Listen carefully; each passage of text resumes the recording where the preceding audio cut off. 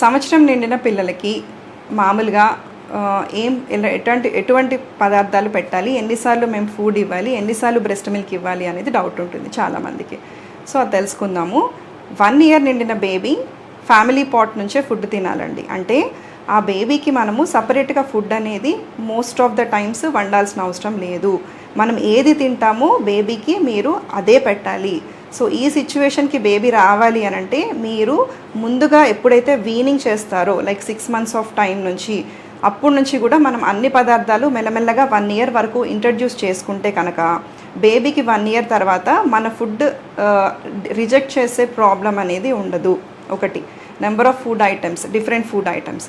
Second thing ఏంటి, consistency. ఇప్పుడు మనం ఫస్ట్ బేబీకి ఇంట్రడ్యూస్ చేసేది చాలా జారుడుగా ఇంట్రడ్యూస్ చేస్తాం, జావలాగా 6 months అప్పుడు.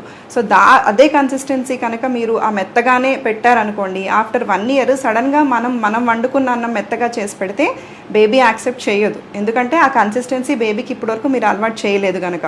సో మీరు కన్సిస్టెన్సీని కూడా గ్రాడ్యువల్గా ఇంప్రూవ్ చేస్తూ ఉండాలి. ఫస్ట్ 6, 7, 8 monthsలో మీరు జావల్లాగా ఇవ్వాలి. ఎందుకంటే బ్రెస్ట్ మిల్క్ లాగానే వాళ్ళకి అలవాటు కాబట్టి అదే కన్సిస్టెన్సీలో ఇవ్వాలి. సో గ్రాడ్యువల్గా అరౌండ్ 8 monthsకి వచ్చిన తర్వాత బేబీకి కొద్దిగా కోర్స్ టెక్స్చర్, అంటే మన రవ్వ కన్సిస్టెన్సీలో, గోధుమ రవ్వ కన్సిస్టెన్సీ లాంటివి పదార్థాలు పెట్టడానికి ట్రై చేయండి. ఈవెన్ ఇందాక మనం మాట్లాడుకున్నట్టు మనం ఫస్ట్గా ఇచ్చేది బియ్యం పౌడర్ చేసి ఇస్తాం, ఉగ్గు అని అంటే దాంట్లోనే పప్పులు వేసి ఇస్తాం. సో దాన్నే కొంచెము మీరు బరుసుగా ఇవ్వండి, కోర్స్గా ఇవ్వండి. సో దట్ బేబీకి ఆ కన్సిస్టెన్సీ అనేది అలవాటు అయిపోతుంది. Nearly when the baby comes to 10, 11, 12 monthsకి వచ్చేసరికి మీరు ఆ కన్సిస్టెన్సీని ఇంకా కొంచెం కోర్సుగా చేసుకోవాలి. అంటే ఆల్మోస్ట్ నూకలు అంటాం కదా, సో నూకల లాంటి కన్సిస్టెన్సీలో మనం పెడితే కనుక ఆఫ్టర్ 1 year బేబీకి మన ఫుడ్ తీసుకోవడంలో, యాక్సెప్ట్ చేయడంలో ఎటువంటి ప్రాబ్లం అనేది ఉండదన్నమాట. సో ఆఫ్టర్ 1 year బేబీ మనం తీసుకున్నట్టే కంపల్సరీ 3 primary meals తీసుకోవాలి, అలాంగ్ విత్ బ్రెస్ట్ ఫీడింగ్. అంటే బ్రెస్ట్ ఫీడింగ్ మీరు మార్నింగ్ టైంలో కూడా చేయొచ్చు, నైట్ టైంలో కూడా చేయొచ్చు.